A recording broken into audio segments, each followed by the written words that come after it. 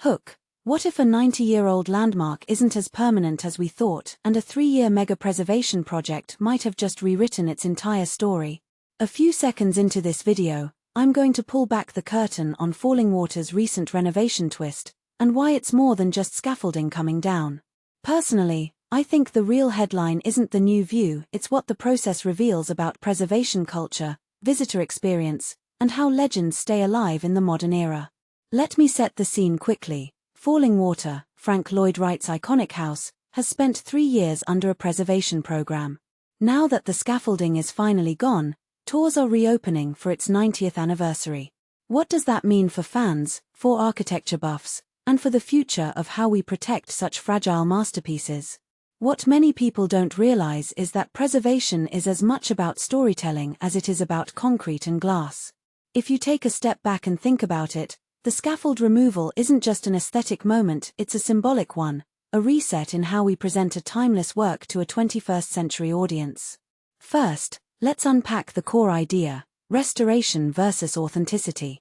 In my opinion, restoration isn't about returning a thing to an exact past state, it's about enabling the thing to perform in the present. What makes this really interesting is how the decision to remove scaffolding communicates a narrative about Wright's design philosophy in today's context. A detail I find fascinating is how modern materials and techniques are used behind the scenes to protect a mid-century structure while not visually altering the experience for a visitor. This raises a deeper question: are we preserving the original spirit of the work, or creating a new, curatorial version of it that fits current tastes and safety standards? From my perspective, the answer isn't binary. It's a continuum where protection and storytelling coexist, and the viewer's perception is part of the preservation outcome. Next up, the visitor experience angle. Personally, I think the timing of the reopening, coinciding with a milestone anniversary, transforms a tour into a kind of time capsule. You're not just peeking at a house, you're stepping into a conversation Wright started decades ago. What this really suggests is that the architecture itself becomes a driver for cultural memory. A lot of people assume restoration is only about fixing aging materials. What's equally important is how the space guides you through its history. In this context, the absence of visible scaffolding signals to visitors that the building is not frozen in time but reasserting its presence with a renewed, accessible readability. That's a powerful move for a site that could easily become a rigid relic. Let's talk implications for the field of preservation. One thing that immediately stands out is the balancing act between making a site safe and keeping its aura intact. What this means for other historic projects is that we're entering an era where transparency about processes matters as much as the finished product. If done well, it invites public trust. If done poorly, it invites cynicism.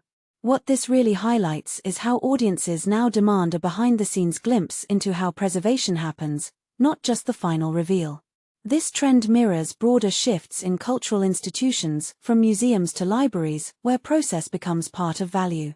Deeper insight time. The 90th anniversary framing isn't just a marketing hook. It's a deliberate strategy to reframe the narrative around Fallingwater for a generation that consumes history as an ongoing conversation, not a static exhibit. A detail I find fascinating is how anniversaries serve as catalysts for revisiting ethics of conservation. What stories are foregrounded, whose voices are amplified in the interpretive materials, and how accessibility is baked into the experience from day one. If you step back, you can see how this approach models a more dynamic, living preservation practice that could influence how other landmarks operate in the future. Closing thought. The reopening is less about the scaffolding's absence and more about the doorway it opens into a conversation about what it means to care for iconic architecture in a world of changing climates, budgets, and audiences. What this really suggests is that preservation isn't a final act but a continuous dialogue between past and present. So, as you consider visiting, ask yourself not just what you're seeing, but what you're learning about how we protect culture in real time. If you had one question for the curators about the process, what would it be? Let me know in the comments, and tell me which elements of the restoration you'd want to see explained more deeply in future tours.